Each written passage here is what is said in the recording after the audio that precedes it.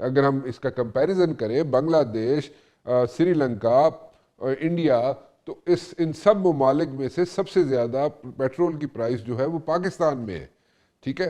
सो इतनी प्राइस जो है प्रॉबली इस पूरे रीजन में इतनी ज़्यादा प्राइस किसी भी मुल्क में नहीं है पेट्रोल की।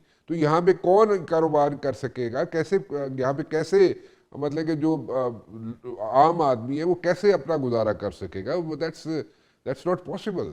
उसको उस जी बिल्कुल, फिजिबिलिटी नहीं स्ट्रेस बनती पे है। उसकी।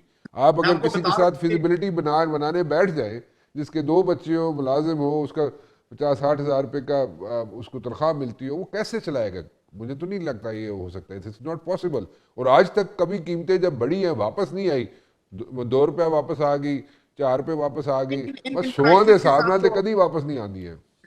नहीं, राणा साहब, इन प्राइसेस को तो आप कॉन्टिन्यूसली रखेंगे तो I think systems will collapse serious. और ये फिर इसकी रिpercussions फिर आपको पता है होती हैं स्टेट के लिए। हमारी जो चीजें हैं, गवर्नमेंट एक्सपेंडिचर्स है, उनको भी कम करना होगा। लेकिन हमें ये जो बजट्स हैं जी, और खासतौर पे एनएफसी, देखिए ना, क्राइसिस में तो आप फिर पॉलिसी चेंजेस लाई जाती है ना, एनवायरनमेंट होती है, कभी एक एनवायरनमेंट आई हुई है जी।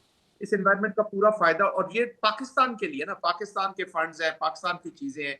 And security situation is also not good. We are already fighting a war. उसके आपने रिजर्व्स रखने हैं, बहुत सारी चीजें रखनी है, स्ट्रेटेजिक रिजर्व्स होते हैं आपके, वो आपने मेंटेन करने हैं। क्योंकि जिस तरह का ये एनिमी हमारे नेबरहुड में बैठे हो, मैं सिक्योरिटी पर्सपेक्टिव से देखूं तो ये आम आदमी से लेके टॉप लेवल तक हम सबको बर्डन शेयर करना पड़ेगा। लेकिन जो टॉप है, इसको ज्यादा शेयर लेना पड़ेगा।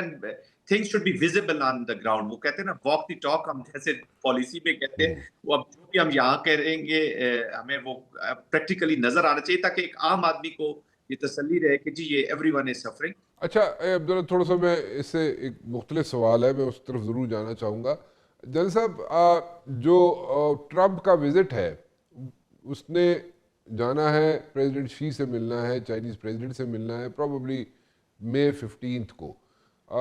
मेरी मेरा मेरा एनालिसिस ये है कि हो सकता है, there is a possibility, very very strong possibility, कि वहाँ पे जाने से पहले, ट्रम्प का चाइना के विजिट से पहले पहले ये ईरान का जो भी कॉन्फ्लिक्ट चल रहा है, ईरान अमेरिका इसराइल का जो कॉन्फ्लिक्ट चल रहा है, वो किसी हद तक रिजॉल्व हो जाएगा, इन वन वे और दी अदर। वो कैसे रिजॉल्व होगा उसकी डिटेल में मैं नहीं जा रहा, लेकिन आप इस चीज़ को एग्री करते हैं, इस चीज़ पे एग्री करते हैं कि जनाब ये कॉन्फ्लिक्ट रिजॉल्व हो जाएगा ट्रम्प के चाइना के विजिट से पहले पहले, या मेरी गलत कोई एनालिसिस है? कॉन्फ्लिक्ट तो कंटिन्यू करेगा जी। लेकिन वॉर में भी टेम्परेरी तौर पे रुक जाए। क्योंकि विद दिस इजराइल, मुझे तो आप देख रहे हैं, हम हमेशा अनप्रेडिक्टेबिलिटी अटैच कर देते हैं विद ट्रम्प और अमेरिका के साथ।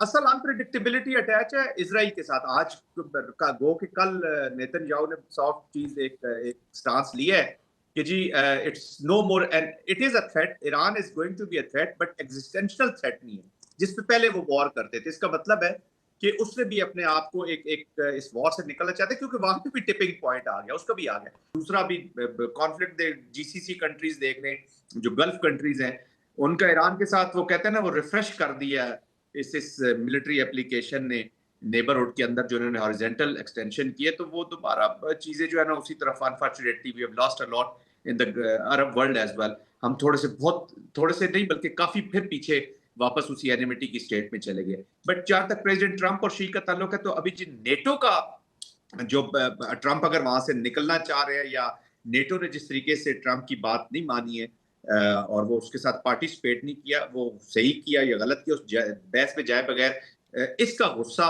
और इसकी अभी पोस्टिंग जो है ना, वो प्रेसिडेंट ट्रंप पूरी कोशिश करेंगे कि चाइना के साथ वो ज्यादा बेहतर कोई डील करे, या ज्यादा बेहतर तरीके से चलना शुरू करे as compare to NATO. NATO को अभी वो सिखाएंगे। इनके अंदर से वो जो डिसीजन एक कर लेते हैं जी प्रेसिडेंट ट्रंप, अभी आप देख लेंगे 10 के करीब तो हैस्टेक साहब मिलिट्री जनरल्स इनके फायर कर चुके हैं, including the army chief recently.